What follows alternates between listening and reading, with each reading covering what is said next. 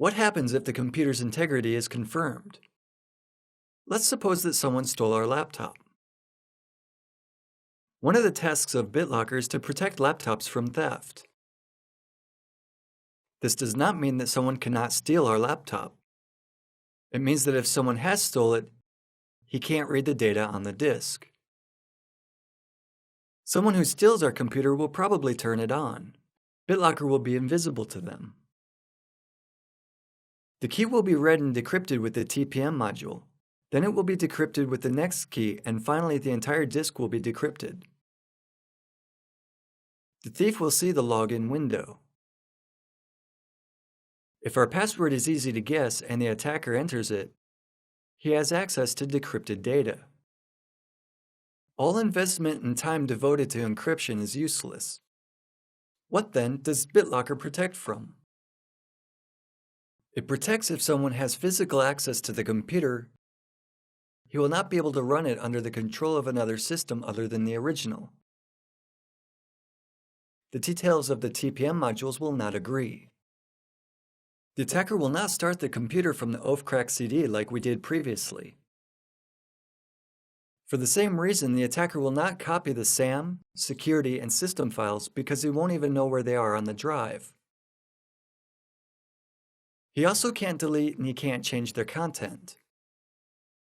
BitLocker, although it's not very invasive and invisible, is very effective as long as we use difficult passwords to guess. Since we have an encrypted disk, why encrypt individual files? Why do we still need EFS? Once we have an encrypted disk, we're protected against local attacks. Therefore, BitLocker is often enabled on servers as well as laptops in order to additionally ensure the safety of these critical devices. What will happen if we would like to exchange confidential data with other users? BitLocker and TrueCrypt will not allow it in any way.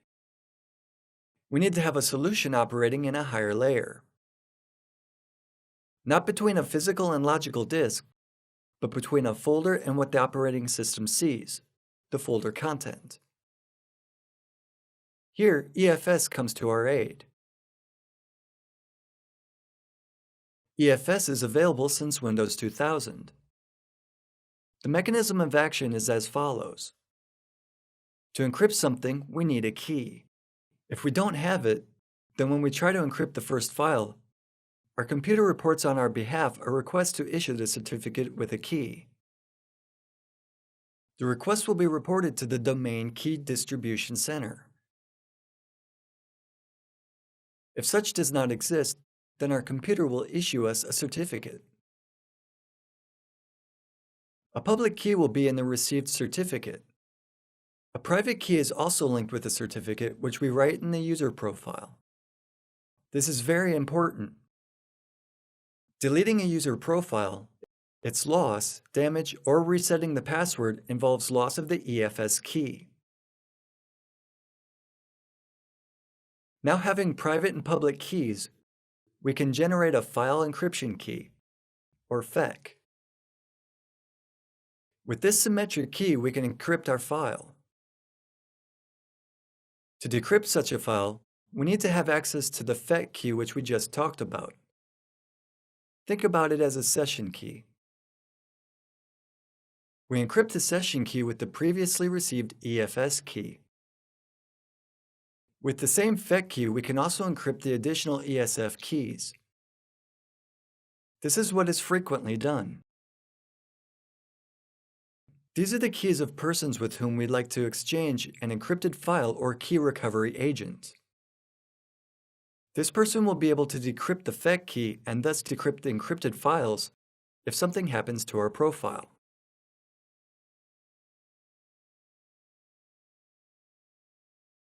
A modular structure of the operating systems was used with the ESF. An additional component was introduced between the layers. In this case, it's the NTFS driver layer, in other words, the new technology file system.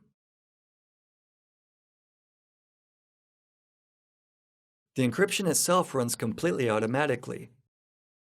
In a moment, we'll see. How does it look from the user's perspective?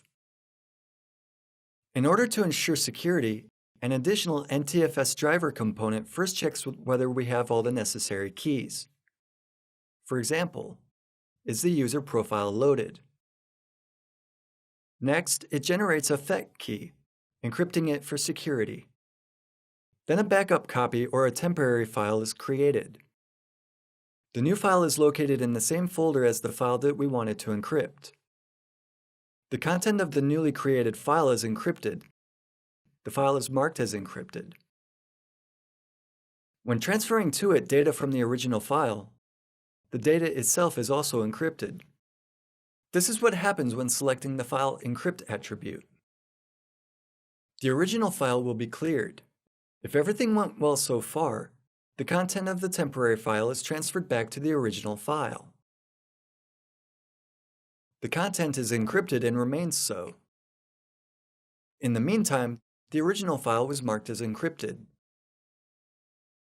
Saving the information about the encrypted file ends the entire operation. The temporary log file is automatically deleted. The procedure is repeated if we have recovery agents or persons whose FET keys we write in the file.